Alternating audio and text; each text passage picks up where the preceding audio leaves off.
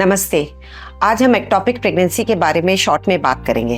Ectopic pregnancy वो pregnancy होती है जो यूट्रस में ना रुक के यूट्रस के बाहर ठहर जाती है, जैसे कि फैलोपियन ट्यूब में, ओवरी में, सर्विक्स में, एब्डोमेन में या प्रीवियस सिजेरियन स्कार में। इसमें पेशेंट का मेन प्रेजेंटेशन होता है कि सडन पेन इन एब्डोमेन है, वो ओवरड्यू है, उसको थोड़ी बहुत स्पॉटिंग हो सकती है, पेशेंट कोलैप्स भी कर सकती है। जैसे ही ऐसी पेशेंट इमरजेंसी में लैंड करती है तो हम सबसे पहले हिस्ट्री लेते हैं और यदि हमें पेशेंट की ओवरड्यू होने की हिस्ट्री मिलती है तो इमीडिएटली उसका बीटा HCG कराया जाता है, यूरिन प्रेगनेंसी टेस्ट कराते हैं और अल्ट्रासाउंड कराते हैं।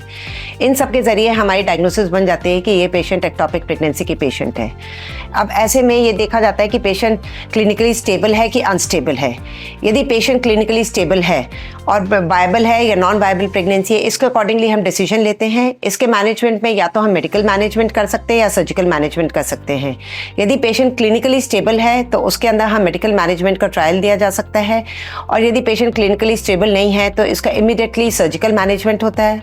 सर्जिकल मैनेजमेंट में दो ऑप्शंस होते हैं, या तो हम लैप्रोस्कोपिकली कर सकते हैं, या यदि उसको एनेस्थीसिया प्रॉपर नहीं दिया जा सकता है, पेशेंट के लिए बहुत हाई रिस्क है, तो फिर ओपन सर्जरी करी जाती है।